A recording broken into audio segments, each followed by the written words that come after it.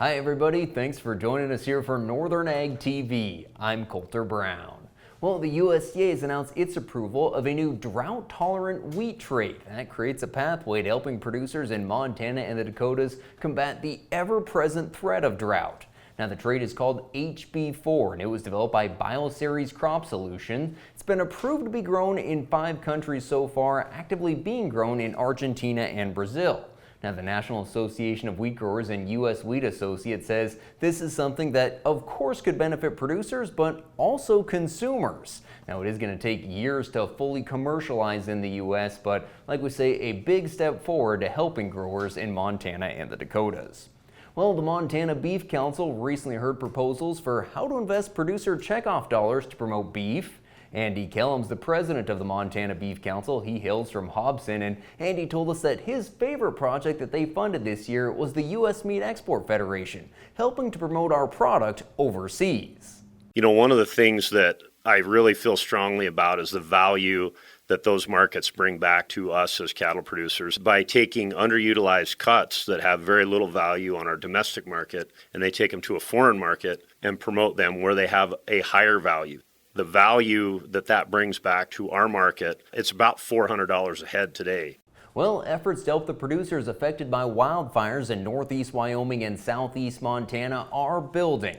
Now, the Rosebud County Cattlewomen and Rosebud County DES are coordinating the efforts on the Montana side. Lots of ways to donate funds, but they're asking that if you have hay, fencing materials, or other supplies to donate, they're asking you to work through the Montana Stock Growers Foundation. They have a web page where you can enter the donation on there, and then the foundation will coordinate the pickup, transportation, and delivery of the items. Heidi Kuhl is the program coordinator for the Montana Stock Growers Foundation, and she told me they've seen such a strong desire from folks who want to help, and they're just hoping that a streamlined process will create a more efficient recovery effort. The Wildfire Relief Fund, we've used it in the past, so it's something that we've reactivated for the Remington fire. I think everyone's looking for a way to help these people, and that's part of the beauty of the industry is everyone being able to come together. The Montana Stock Growers Foundation is a 501c3, so all donations are tax deductible, and we will be working very closely with those local officials, and they'll be the ones that distribute the funds and the donations.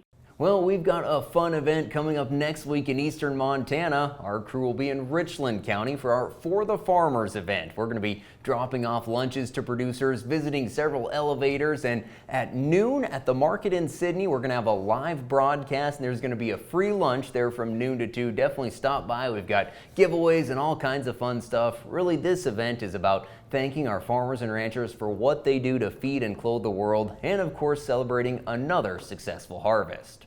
Thanks for joining us this morning. We'll be back shortly to talk about our markets. From the beginning, we've worked closely with farmers. BNSF's ties to the agricultural community go back 175 years. Together, we've innovated to make the U.S. agriculture supply chain one of the most efficient and productive in the world. Our strong relationship powers BNSF still today and helps us move the nation like no one else can. At BNSF, we move the nation for you.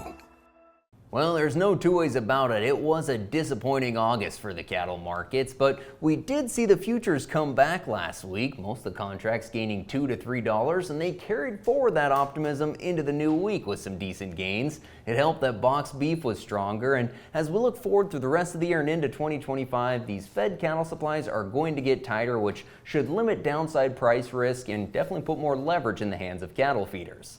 Now, that said, last week we did see the cash trade move lower, down $1 to $2 on a live basis from 181 to 185. Dress trade 3 to 4 lower from 288 to 292.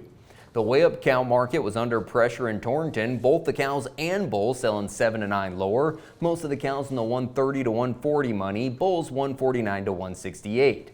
Starting to see more yearlings coming off grass and headed for town. A big run of heifers at St. Onge Livestock with 8-weight heifers from 225 to 238. The 9-weights 218 to 2 1/4. Should mention they're going to hold a rollover auction at St. Onge Livestock this Friday at noon to support the producers affected by fires. And in the wheat market, it's been a pretty much straight downward trend since Memorial Day, with futures down nearly $2 since May, and these cash prices $1 to $1.50 below where they were last year.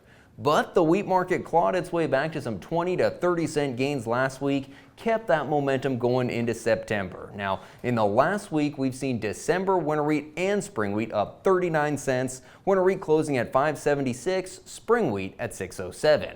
Thanks for joining us for this morning's Ag Report on Northern Ag TV. I'm Coulter Brown. Have a good one.